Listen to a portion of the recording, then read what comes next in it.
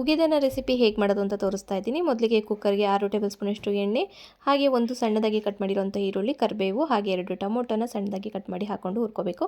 ಈಗ ಸಣ್ಣ ಮಿಕ್ಸಿ ಜಾರ್ಗೆ 1 ಗೆಡ್ಡೆ ಬೆಳ್ಳುಳ್ಳಿ, 4 ಒಣಮೆಣಸಿನಕಾಯಿ, 2 ಟೇಬಲ್ ಸ್ಪೂನಷ್ಟು ಜೀರಿಗೆನ ಹಾಕಿ ತರ್ತರಿಯಾಗಿ ರುಬ್ಕೋಬೇಕು. ಈ ರುಬ್ಕೊಂಡಿರೋಂಥ ಮಿಶ್ರಣನ ನಾನಿವಾಗ ಇದರೊಳಗೆ ಹಾಕೊತಾ ಇದ್ದೀನಿ. ಹಾಕ್ಕೊಂಡು 1 ನಿಮಿಷ ಹುರ್ಕೊಂಡಿದ್ದಾದ ನಂತರ 2 ಗ್ಲಾಸಷ್ಟು ಅಕ್ಕಿನ ವಾಶ್ ಮಾಡಿ ಹಾಕ್ಕೋಬೇಕು.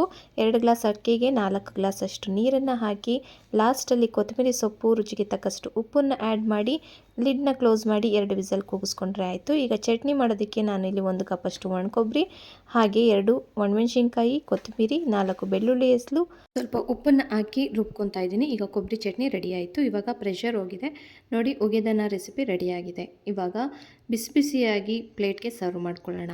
ಉಗೆದನ್ನ ಕೊಬ್ಬರಿ ಚಟ್ನಿ ಜೊತೆಗೆ ತಿನ್ನೋದಕ್ಕೆ ತುಂಬ ರುಚಿಯಾಗಿ ರೆಡಿಯಾಗಿದೆ. ನೀವು ಮನೇಲಿ ಟ್ರೈ ಮಾಡಿ.